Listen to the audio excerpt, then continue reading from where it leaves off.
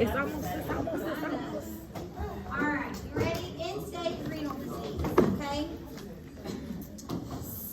So, we're just going to touch on this for just a little bit, just this one slide, because y'all should have learned about end-stage renal disease and dialysis and all that stuff in your last semester stuff, okay? So, the cause is going to be some type of structural defect. So it could be obstructive, it can be inherited, it could also come from an acquired problem. So significant HUS or glomerulonephritis could cause end-stage renal disease in a kid. Your signs and symptoms are going to be uremia, hypocalcemia, hyperkalemia, right? The kidneys aren't filtering, they're not getting that potassium out, yes. Metabolic acidosis, delayed growth and sexual maturation, so that goes into the stuff we talked about yesterday, okay? And then obviously, if you have a kid that's on dialysis, don't you think their social stuff is going to be a little bit altered, right? Yeah. They have the dialysis catheter in their arm, they're isolated to the chair for however many hours a day, however many days a week. They're going to have some mental depression, anxiety, some poor self-esteem, some altered social interactions, because their life is not going to be the same as your kid that doesn't have this chronic condition, okay? Sports are going to be different for them. There's going to be activities they want to participate in that they can't. So we can't forget to think about those things too, okay? While obviously their health is priority for them, though, when they're teenagers, social is their priority, right? Okay. All right, now we're going to talk about Wilms tumor. So this is nephroblastoma, okay? This is a malignant tumor. It is in the kidney or the intra-abdominal area. It is the most common kidney tumor of childhood. The peak age is 3 years old. It is more frequent in males and African American children. Usually the parents discover this because when they're bathing their kid, they'll notice like a bump on their back. When they're in the bath, they'll notice like a knot there, okay? The key thing is do not palpate the tumor, okay? Don't touch it, all right? You will increase the risk of metastasis if you touch it. So if you touch it, tiny little cancer particles are going to break off and they're going to get into the bloodstream because it's on the kidney, and then you're increasing their risk of all this cancer cells going all over their body, okay? Don't mess with it, all right? Put a sign on the bed, don't touch. Don't touch the tumor, okay? Do not palpate, all right? I'm not kidding y'all. We had it like 3 years ago. I stood up here and taught this content, and then the students were like, we had a kid in clinicals a couple weeks ago that had a Wilms tumor, and all of us palpated it. Oh, God. Oh, God, okay. So I hope they got some chemo real quick, like, horrible, right? They were like, we didn't know. I'm like, well, now you do, okay? So, for real, they got every nursing student in there touching it, so somebody missed the memos, okay? Don't touch it, all right? Treatment, it's going to be surgery. We're going to take it out, okay? We're going to do chemotherapy, and we might have to do radiation, okay? It is highly metastasized. It can highly metastasize, though, and palpation is going to increase that risk through the renal vein. It's going to be spread through the circulation, so we do not want to touch it, okay? One thing that we do want to do is monitor their blood pressure, okay? Hypertension is really common in these kids that have this Wilms tumor because obviously it's a tumor on their kidney is not going to be functioning as it normally would, okay? So one of the signs and symptoms that we would see is an elevated blood pressure, okay?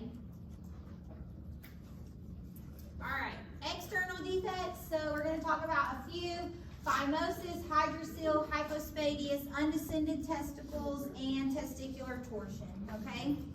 First, we're going to talk about phimosis, all right? This is a narrowing in the opening of the foreskin. It is going to prevent retraction over the glans penis.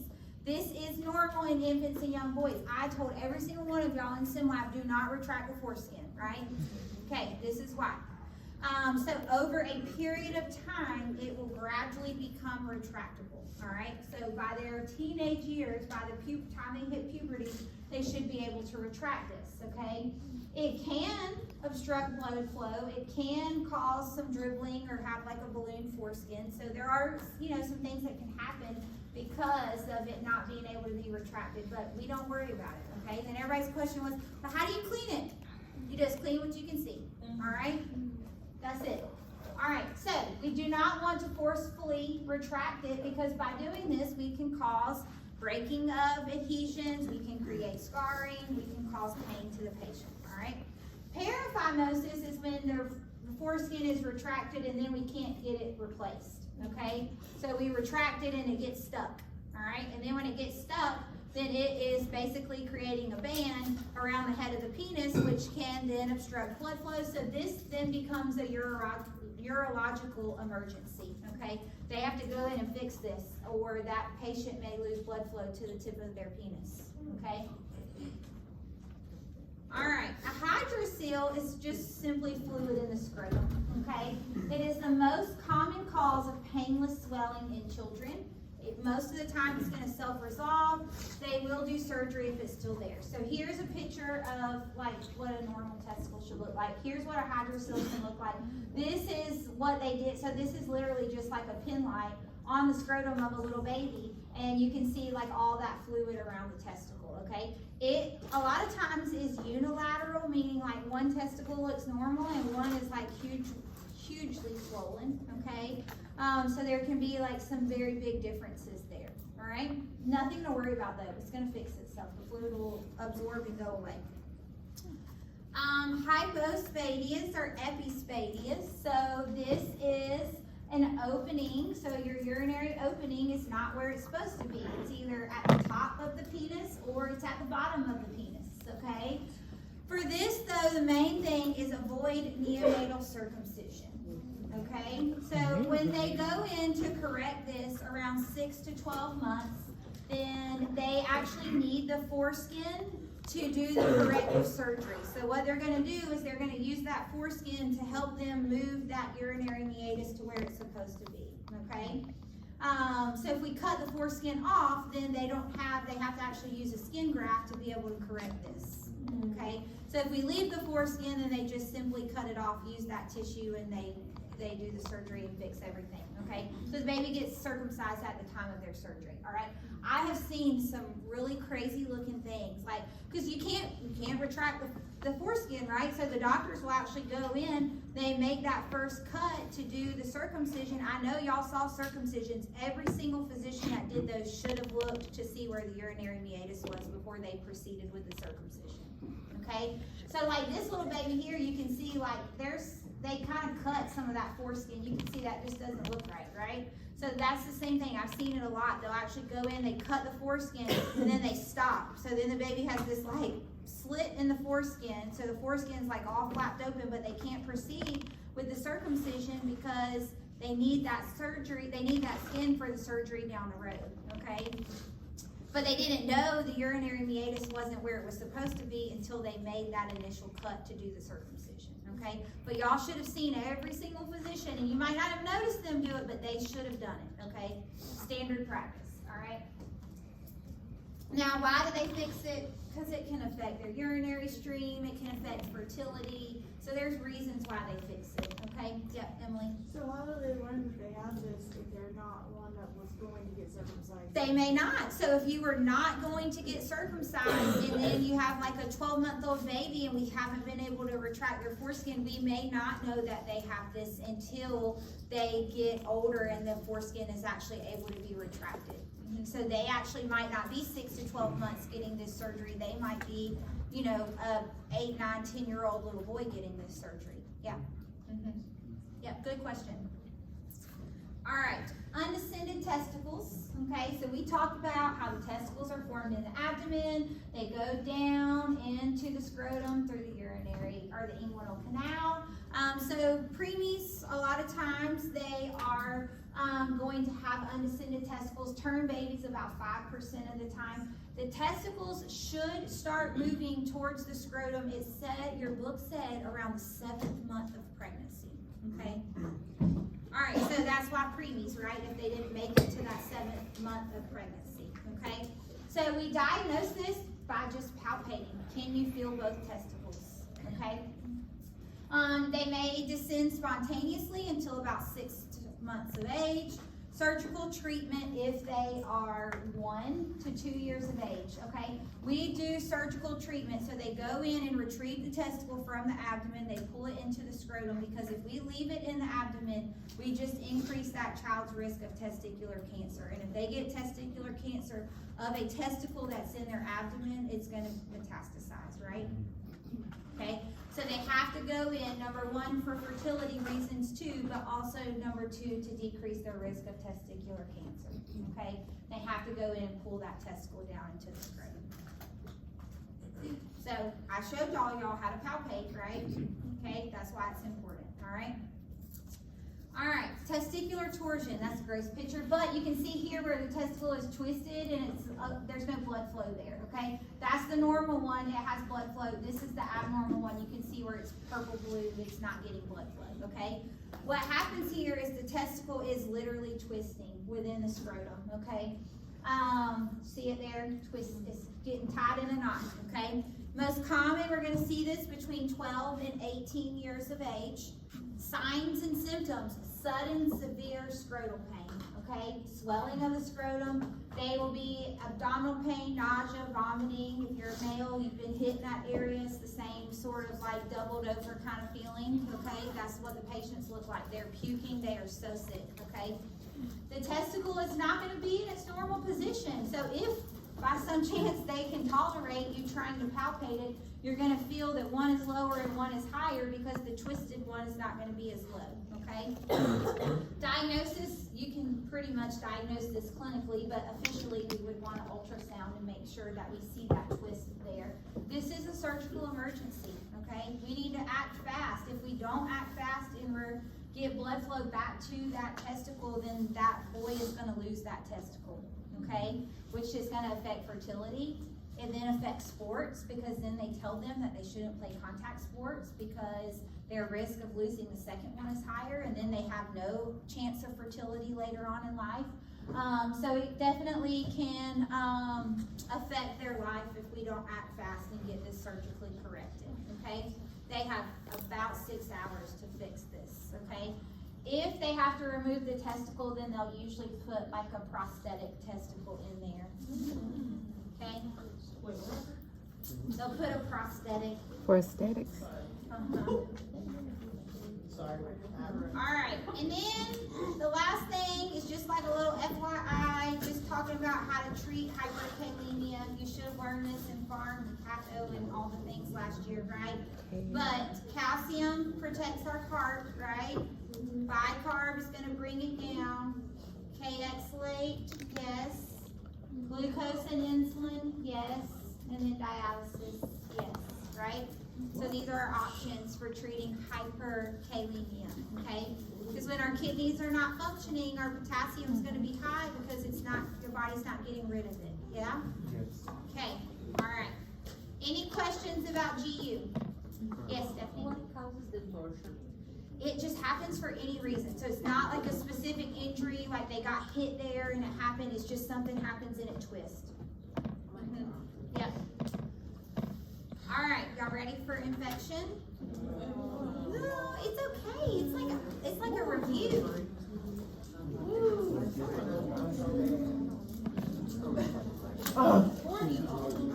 I thought it was 37.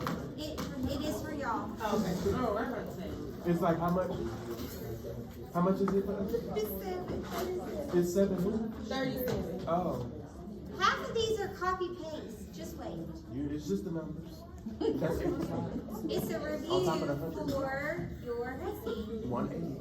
Because I know y'all brain dumped some of that stuff. Is it possible not to?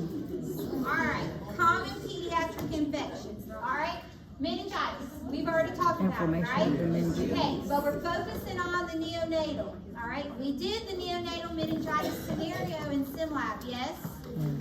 Okay, so meningitis, infection of the meninges, the subarachnoid space, or the brain vascular area. Alright, It is a devastating infection. There is a high mortality and a high morbidity rate, okay? Prompt diagnosis and treatment are essential.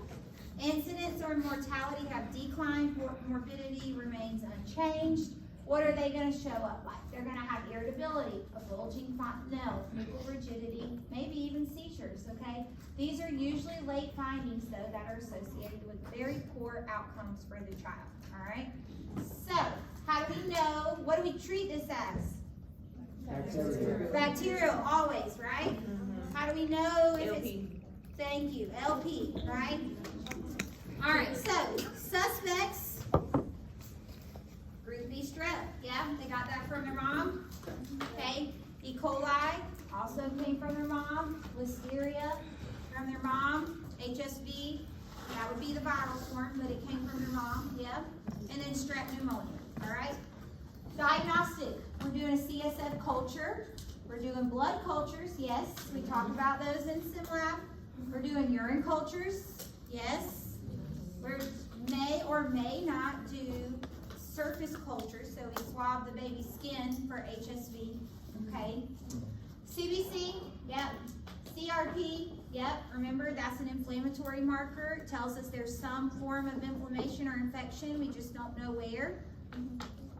CMP, what is that? Metabolic panel, that's all our electrolytes, right? And a urine analysis, yes? Yes. We talked about all of these labs in SimLab, yep. What was the fever marker? That for a baby less than 6 weeks of age, what is the fever that we do not want to see? Greater than what? Greater than 38? Yeah, 38 degree. Or is it? 103. 100.4, Yeah, yes? that's 38. That's 38. I think that's the-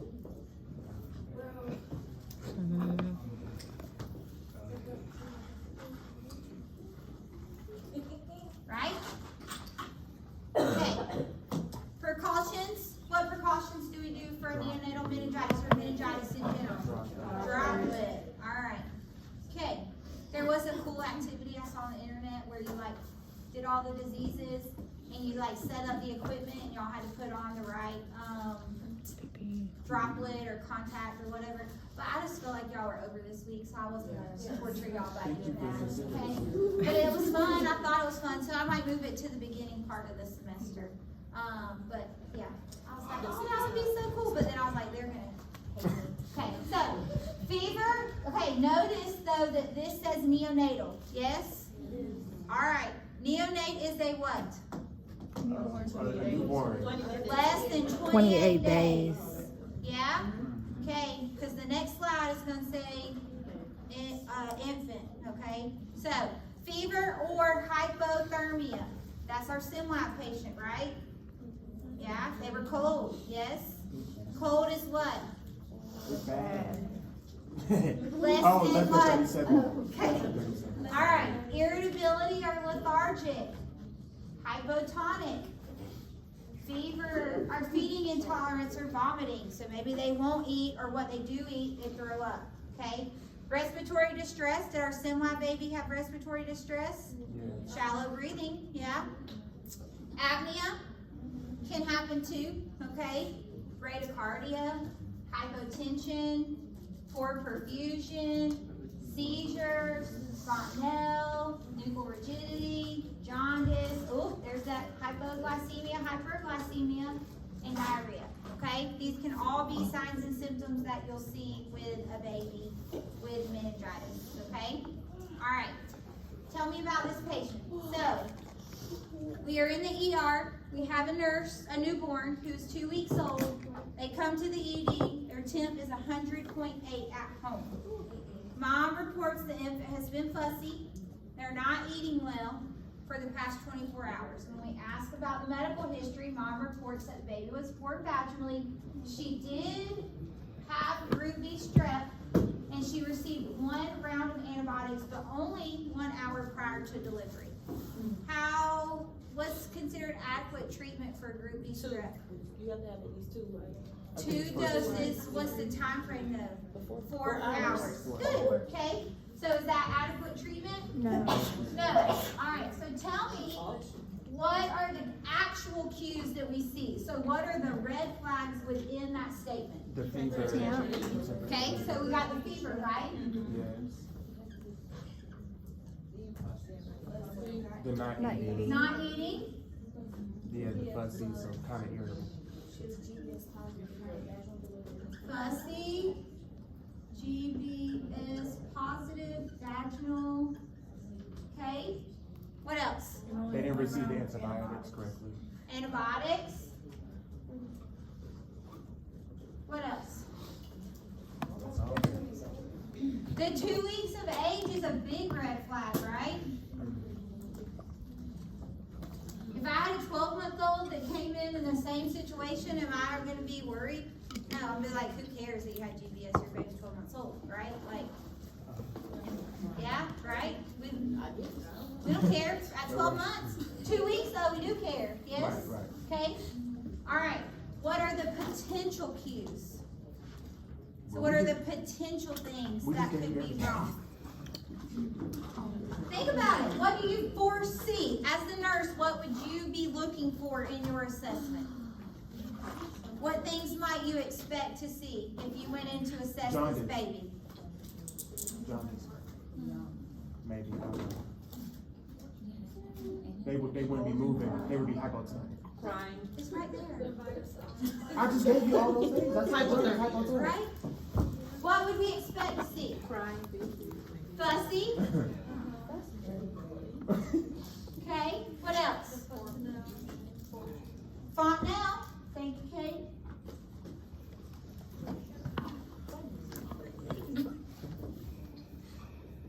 So this is me walking in the room like, oh my God, I read all this. Okay, my baby has a fever. They're not eating. They're fuzzy. Mom has GPS. She didn't get antibiotics right. The baby's 2 weeks old. I'm gonna go in the room. What are the things I'm going to make sure I check? Respiratory. What would you do to head circumference? Yes.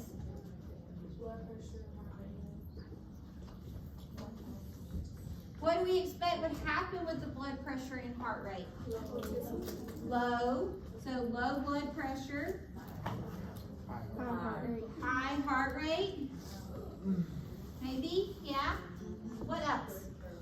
Wait, but why is it bradycardia? It can be both. Oh. Blood sugar, maybe we want to make sure we check the blood sugar, especially if mom says the baby hadn't really ate for 24 hours, right? Oh, you need check hydration. Oh, well, that's. Good, Malik, Oh, yes. okay, Right? As a baby peed. That doesn't tell you anything about that in the questions, right? Okay. What else? There's more? Yes, neck stiffness. Well, hold on. Okay, good. Yep. How are you gonna know about neck stiffness in a neonatal? So you'll see it though, because when you go to do it, it's not gonna move as much as you would expect. So the way that you know, babies have really floppy necks and their heads just kind of flop all around, it's gonna be stiff. It's not gonna be like that. Because we saw for infants that they try to keep the position that's like that. They do. They do that as a neonatal too? Yes, Okay. because it's just the compensation for the baby. So they don't wanna be hold maybe so They much? don't want to be moved because moving their neck is going to make their head So hurt. they're gonna cry in the big dance? Or they may scream when you, like they may let out a pain cry when you try to move the neck. So that's one side, Uh-huh. like if they more calm if they are laying down a crib, that Yes. can be a sign, Yeah. I think, to Yeah, ask position, them. fussiness during Yeah. position changes or whatever. Yep, Carly. Check their their reflexes. Oh, yeah. Yeah, If we saw it, we would know what that is. Yes, right? Check for ICP since we are suspended meningitis, or we ain't got that for you. Yes, you check all the ICP stuff, right? Okay, but we did do the head circumference in the Fontanelle, Right. which would be elevated in ICP, right? Okay, so what treatment would we expect our doctor to write? Yeah. Antibiotics. They need a enteral feeding. Okay, let's talk about it. I'm gonna move over here. Okay, we gotta get an LP, right? Yeah. Culture sensitivity what? Okay. What else? Listen, he probably. Droplet precautions. We worry about our baby, but we worry about ourselves too, right? What else? All the labs, right? Blood culture, CBC, CRP, what? CMP, urine analysis and a urine culture.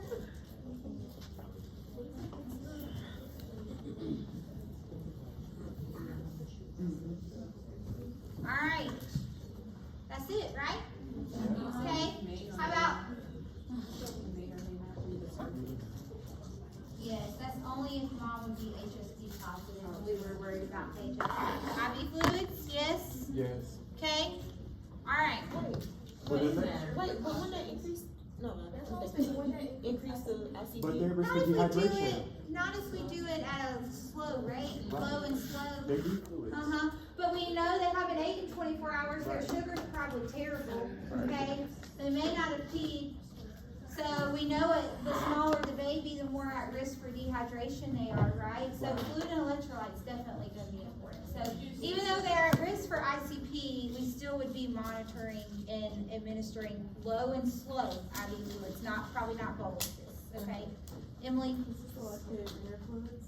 This would be, yes, either lactated ringers or normal saline if we were bolusing. If we're not bolusing though, it could be anything. It could be D5, it could be whatever they write an order for, okay? Yeah, Stephanie?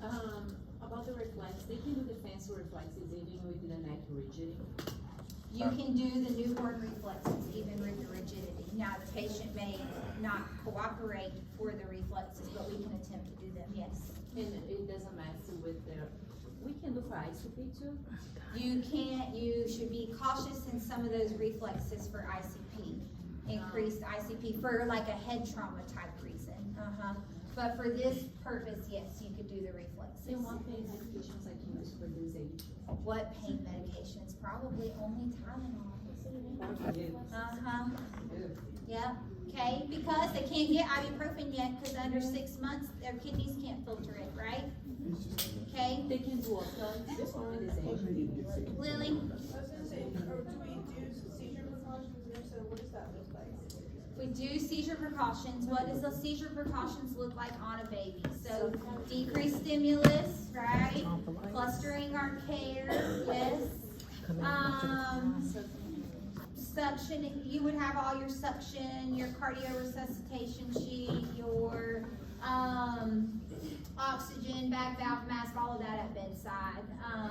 But still just low stimulus really and just clustering our care, minimal stimulation type stuff. Do they make padded side rails for an infant crib? Probably not, because The rails are already it's up. well, and you don't want them to suffocate up against the side of them, so no. Okay. Yeah. All right. Any questions? Okay. Hopefully you understand meningitis better. All right. Non-neonatal. Oh, you got one? Okay. What was the time frame for the antibiotic again? Time frame? Yeah, I think you said 4. Yeah, 2. Oh, for the mom antibiotic, 4 hours. Yeah. Courses of one. Okay. Meningitis. So this is your kid meningitis. You see where it says non-neonatal? Okay.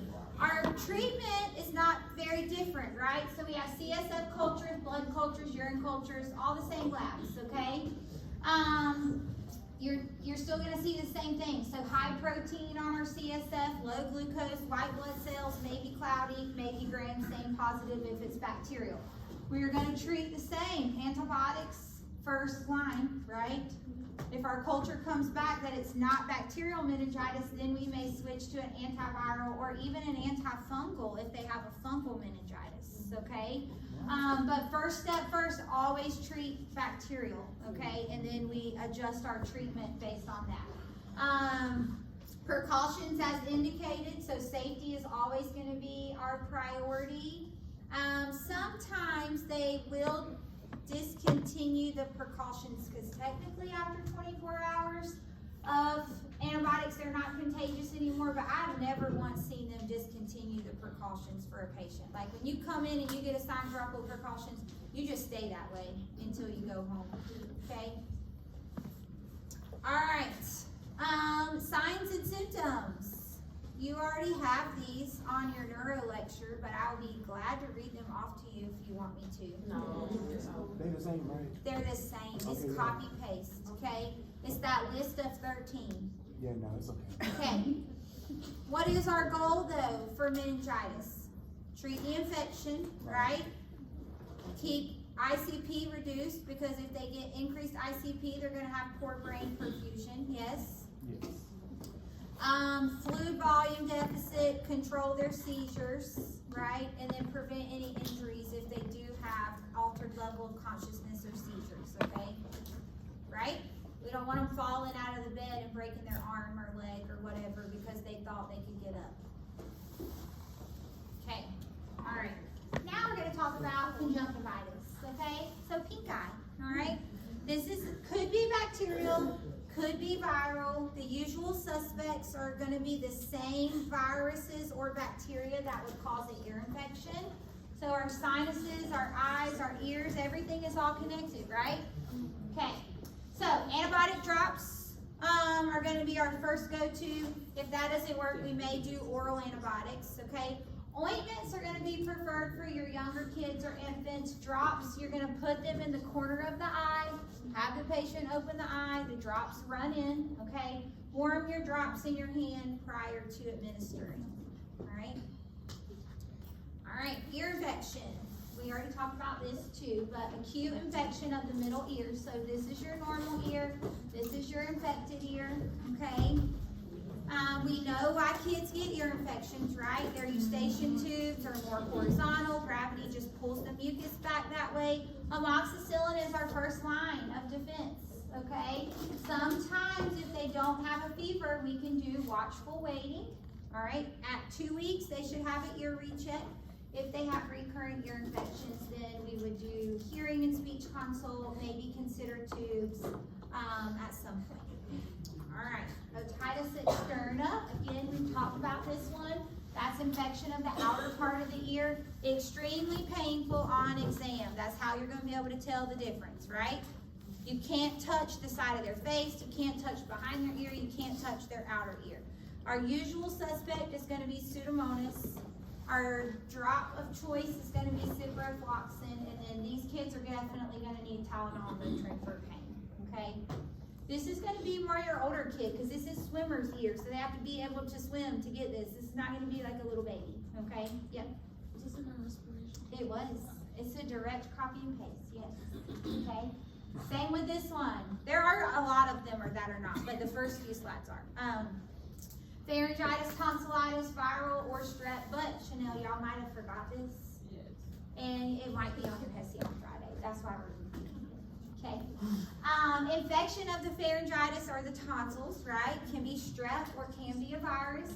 If it is strep, then we're going to do antibiotics because we want to prevent rheumatic fever or acute glomerulonephritis. Contagious until 24 hours of antibiotics. Change their toothbrush. If they get recurrent strep infections, then they may need to see an ENT to have their tonsils or their adenoids removed. All right, now. No red popsicles with this, right? If we took the tonsils out, yes, no red popsicles if we took the tonsils out. Hold on, I don't have video.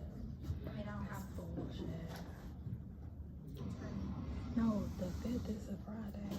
All right. Oh. These are what kind of retractions? He's really got a lot, right? They're Kuzma. So he's got subcostal retractions here, yes? Intercostal here. So you can see in between every rib when he's breathing, and you can see him pulling below the ribs, okay?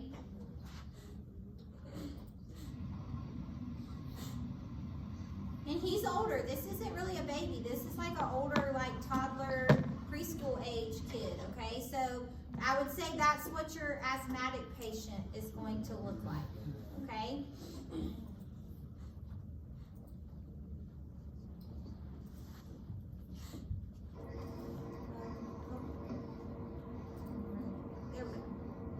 Oh. This is a little baby. These are subcostal, okay? So you don't see any really in between. It's just more the belly breathing right there, okay? Watch what eggs do. We got some. Okay. What would that be?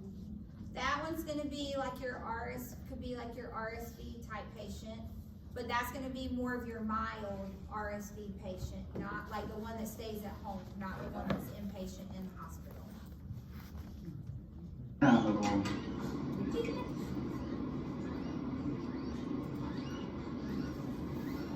That's the reason. So do y'all hear that whistly sound? That's wheezing. This little baby's wheezing so bad you don't even need a stethoscope to hear it, okay? This is what your RSV baby is gonna look like when you're talking about more of your like moderate kind of bronchiolitis, okay? So you can see like the subcostal retractions here. You can see a little bit of intercostal, and you can definitely hear that wheezing, and we don't even need a stethoscope for that.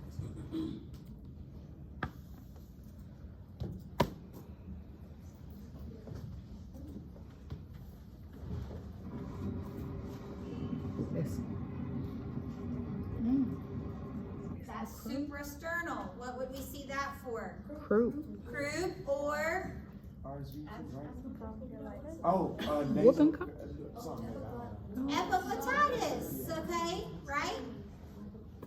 All right, last one.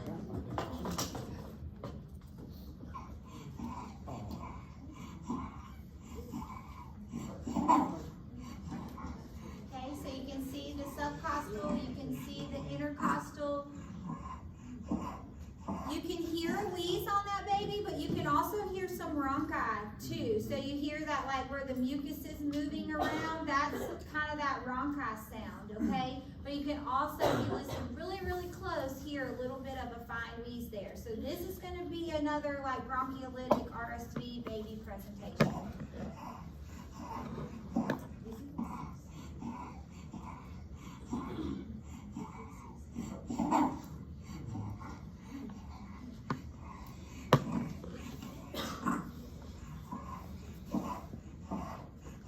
But that baby's struggling, right? She didn't be at the hospital, she just in her room. But color looks good in the face, right? We don't see any blue up here. He just needed an asthma treatment. All right. Just to kind of touch on those things and what they are.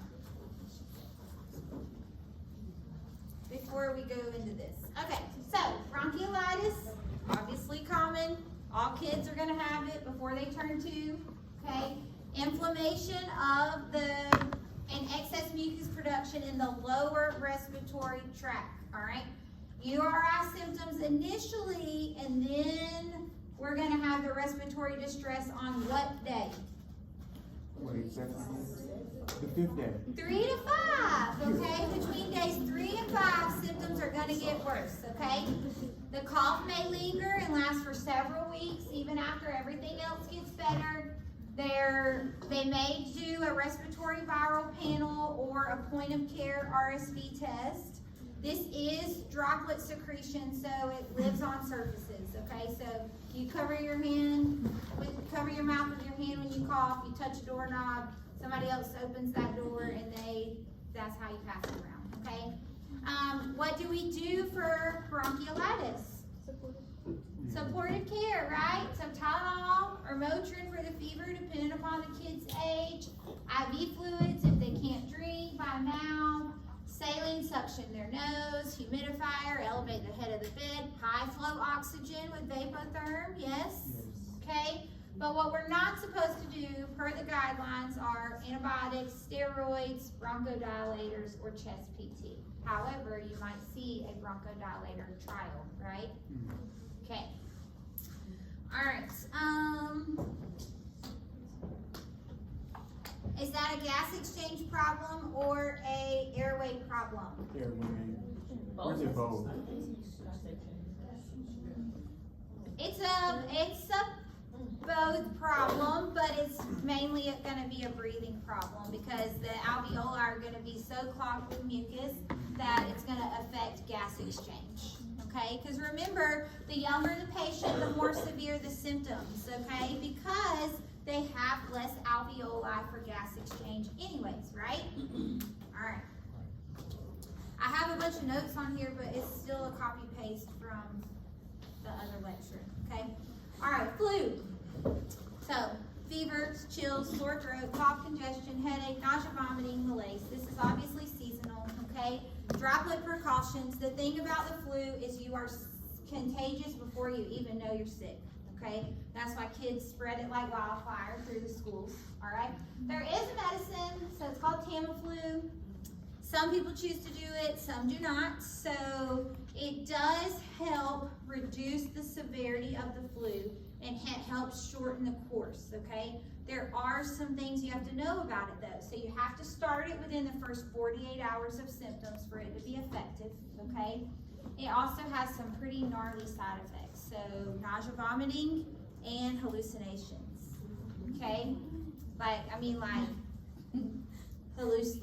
real hallucinations, like the things you see people do when they're on mushrooms on the TV shows, okay? Like, all right, so pretty significant, all right? Because of that, some parents choose not to give it to their kids, and I don't blame them, all right? I do not give it to my kids, okay? However, if one of my children were immunocompromised and they had asthma, where we knew they would have a high risk of having long-term or a more complicated course of the flu, then I might reconsider, okay? So if I had a really young baby or if I had a kid that had severe medical complications, even including asthma, I would reconsider, all right? But for your average healthy kid, it's really not recommended because of the side effects, all right? It can be done prophylaxis, so you can do it within 48 hours of contact to hopefully prevent somebody from getting the flu. It tastes really yucky. The liquid tastes absolutely horrible, all right? And really all it does is shorten the course of the flu by like a day or two, and it helps make the symptoms just not as severe, all right? So in our case, in our house, we just ride it out. However, if I had, medically complex children, I would change my mind on that.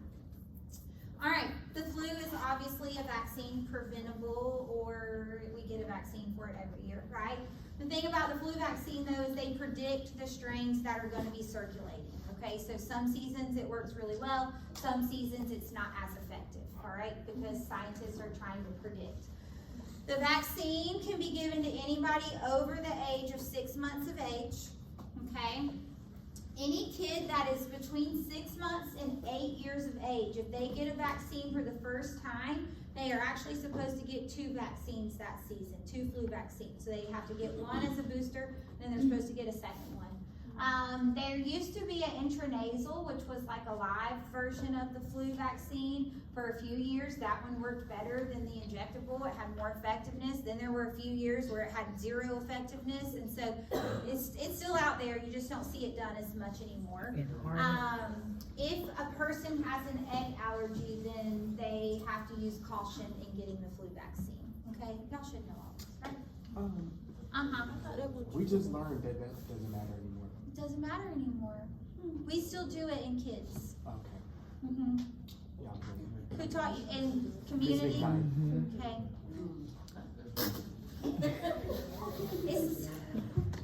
We still do it in kids. So for the allergists will write on their paper if it's safe for them to get a flu vaccine or not, if they're allergic to eggs. So when they come back to me, it will say, like, safe for flu vaccine administration or do not administer. But I don't know if it's just because they're waiting to see if they're going to outgrow it still, or what, they don't know what their severity is going to be to it. I'm not sure why that's different. I just know that's what's on our papers. Most of the time though, I will tell you, even if they have an egg allergy, they do give us the okay to give it. We just get clearance from them before we administer it. And obviously, like, I kind of want them to have their EpiPen with them, just in case. But yeah, I mean, we still use caution. It doesn't mean we don't give it to them, we just use caution. All right, this is just a little chart that talks about what is the flu and what is the cold. They're very similar though, right? All right, whooping cough, another review one, right? Yes? We remember seeing that little baby in that horrible video of her coughing and struggling. Okay, what is your treatment guidelines for pertussis? Contagious until they have had how many days of antibiotics? Wasn't it 2 weeks? 5. What's the test question, right? What's the What type of precautions? droplet? Droplet. Remember, everything else we talked about, within 24 hours of taking antibiotics, they should not be contagious anymore. Pertussis is different, okay? It's 5 days. All right, is this a vaccine preventable illness? Yes. Absolutely, right? All right, pneumonia. So these are our usual suspects of pneumonia, right? Depends on the age of the patient. You can see this little picture, you see that right upper lobe there? That's not, that black is not air, that white right there is fluid, okay? Black is air here, that white means there's no air there. That's all consolidation, all right? What assessment findings are we gonna see for pneumonia? Crackles. Crackles or Cough. diminished, right? Oh. If they have complete consolidation like that, you might not hear crackles, you just might not hear anything, okay? A cough, yes. Fever. Increased white blood cells if you do a couple. If we do a white blood, a CBC, we would see increased white blood cells, right? What else? Would they wheeze? Maybe, Maybe a little bit. yeah. Activity. Decreased activity, not eating good, right? What about their vital signs? Fever, Increased for sure. Remember, I told you tachypnea is going to be your #1 sign. Tachypnea, tachycardia. Yeah. Yeah, and kids, I even told you my own story about my little girl last Christmas. Just high heart rate. Yeah, okay. So sometimes it can be more subtle in kids. It can be as simple as tachypnea, tachycardia. They don't even have a cough or a fever yet, and then the cough and fever come, okay? If they are having any head bobbing, nasal flaring, grunting, those are all bad signs, okay? Those are late signs of respiratory distress, right? Yes, ma'am. Okay. All right. So, how do we treat pneumonia? Antibiotic. Antibiotics. Would maybe increase fluid intake? Increase fluid intake. We need to thin out that mucus, right? All right.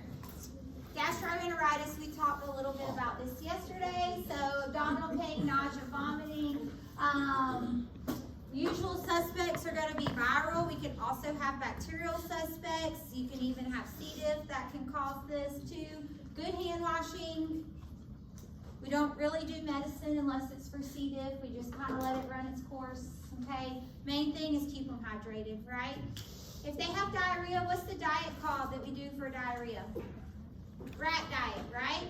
Bananas, rice, applesauce, toast, all the carby, starchy foods. You Yes. said it's called rats? Rats. Rats. Uh-huh. Rats. Yep. All right, urinary tract infection. We just talked about this too, right? Okay, so this kind of just brings it all together. All right. I don't like them birds. All right, now we're getting to the new stuff. So, soft tissue infection or skin infection. So you can see these look like 3 little bug bites, Yes. right? Yes. But this one looks like somebody scratched it and got it infected. Yes? Okay, very common in kids, all right? So it is either caused by strep, so the same strep throat can cause skin infections in kids, or it could be an MSSA or MRSA, which are staph infections, okay? Sometimes all we do is just open it, okay? So you either cut it or you pop it and you just let the infection bleed out that way, and we don't actually have to put them on oral antibiotics, okay? However, if you've ever had one of these, they're really painful, okay? And so a lot of kids are not gonna tolerate you just like putting a needle and squeezing this like a pimple and just letting it pop, all right? They're going to freak out because it hurts, yep. Sometimes if they're big, they do, but if they're getting to the point where they're gonna pack it and cut it open like that, they're taking them to the OR to do that. So if they're gonna actually incision and drain it to the point that we're gonna cut it, pack it, let it heal from the inside out, we're going to the OR and putting those kids to sleep for that because they just cannot tolerate it.